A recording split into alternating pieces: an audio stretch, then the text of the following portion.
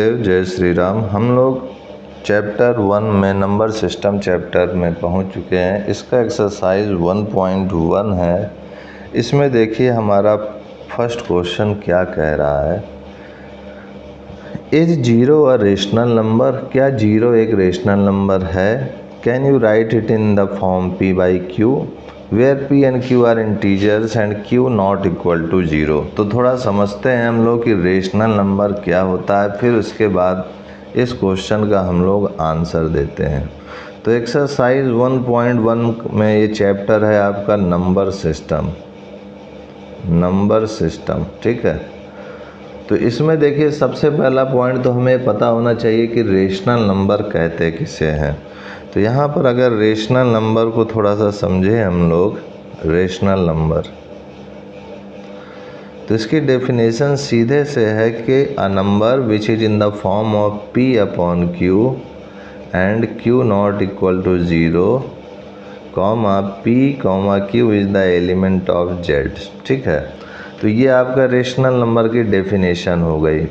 अच्छा, तो इसका मतलब क्या है? कोई भी नंबर जो है अगर वो p अपॉन q के फॉर्म में हो, और ये ध्यान रखने वाली बात है कि q जो है आपका ज़ीरो के इक्वल नहीं होना चाहिए, और p और q क्या हो? इंटीजर हो।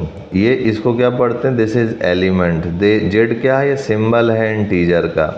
तो ये इंटीजर क्या है? अगर कोई पूछता है आपसे इंटीजर क्या है, तो इंटीजर में आपका एक ऐसा जो है नंबर है जिसमें नेगेटिव, पॉजिटिव और आपका जीरो के साथ लेकर के एक प्लेटफॉर्म नंबर तैयार होता है। जैसे कि मान लीजिए मेरे पास -4, -3, -2, -1, 0, 1, 2, 3, 4 डॉट डॉट डॉट, ये इनफाइनाइट माइनस इनफाइनाइट से स्टार्ट हुआ इधर की ओर, और ये प्लस इनफाइनाइट तक जाएगा।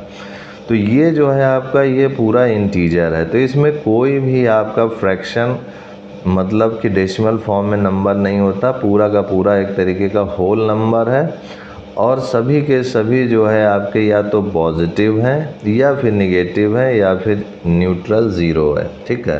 तो ये आपका इंटीजर्स कहलाता है। तो ये जो p और q है, पहली शर्त है कि ये इंटीजर होना चाहिए।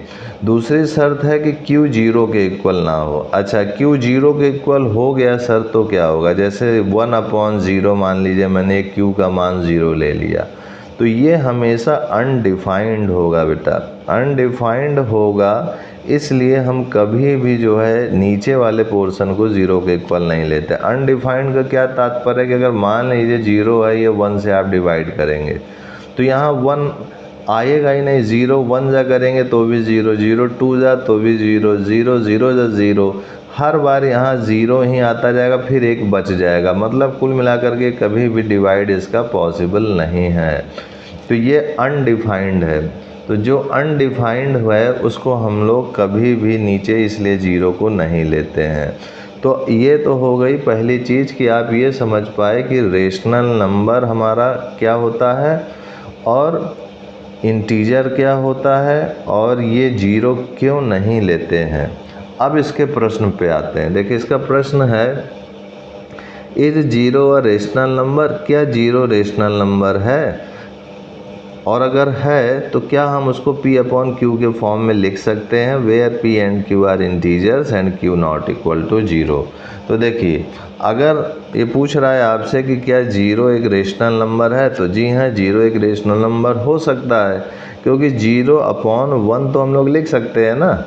यहाँ पर शर्त क्या थी कि नीचे वाला चीज़ ज़ीरो नहीं होना चाहिए, लेकिन नीचे वाला तो कोई नंबर तो हो ही सकता है।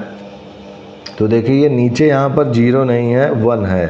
तो यहाँ पर जब ये 1 आ चुका है तो इसका मतलब कि ये हमारा p के फॉर्म में है, देखिए ये q के फॉर्म में है, और p अपॉन q का वैल्यू देखिए दोनों क्या है? Is the element of z है, मतलब कि दोनों ही इंटीजर हैं, और q देखिए ज़ीरो के इक्वल भी नहीं है।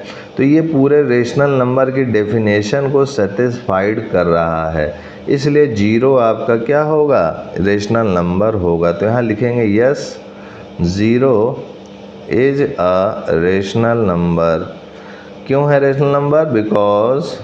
Because it can be written in the form P by Q, इसको हम लोग P अपॉन क्यू के फॉर्म में लिख सकते हैं।